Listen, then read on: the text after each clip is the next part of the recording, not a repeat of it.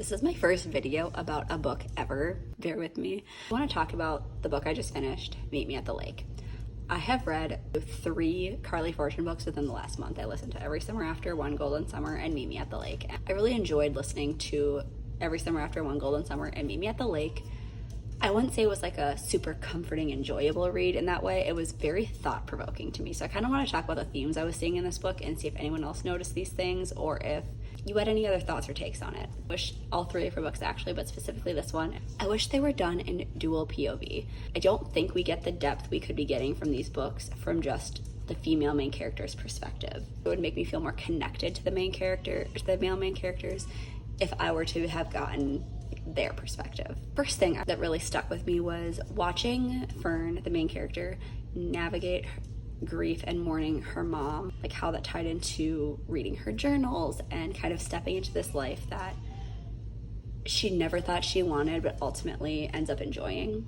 I really liked that part of the story where we're watching her and learning about her mom, we're learning about her and her mom, we're learning about her mom as a worker, kind of like the presence her mom plays at this resort.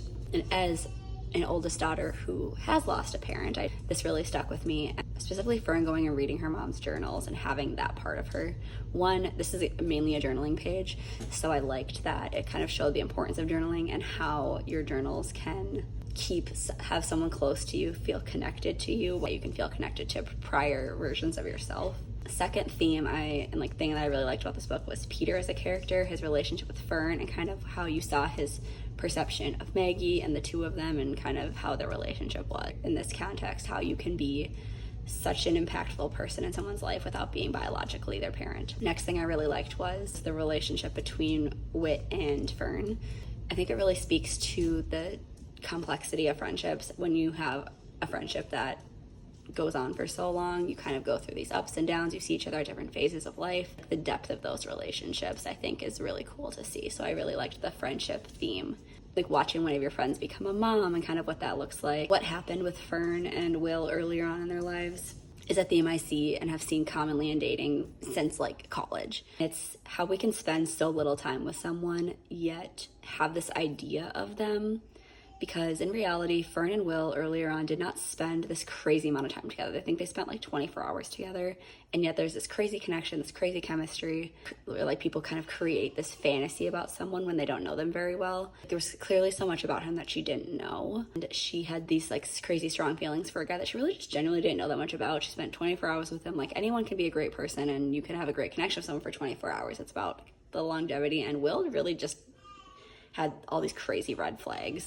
I liked the aspect that they tied mental health kind of into the book at the end. However, I didn't like the way it was done. I think it was just kind of all bombarded and thrown at the end. It talks about how like Will kind of has this postpartum OCD.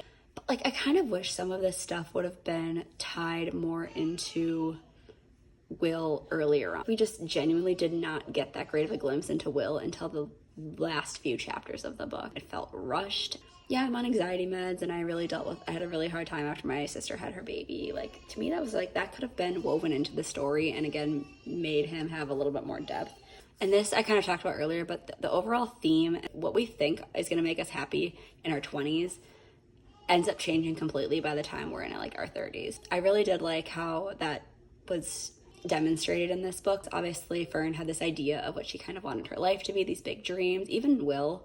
And then by the end of the book, she's doing exactly what she didn't think she would ever want to do. It shows that how as people we change, we have different priorities and kind of a change of heart when it comes to what makes us happy. We slow down, we realize the things that matter. And I think for Fern, it was specifically like the community around the resort she grew up on. I don't think we value those things like necessarily as much in our early 20s. I think in our early 20s, what we value is new experiences, and messing up and just traveling and kind of just being anywhere but where we're from.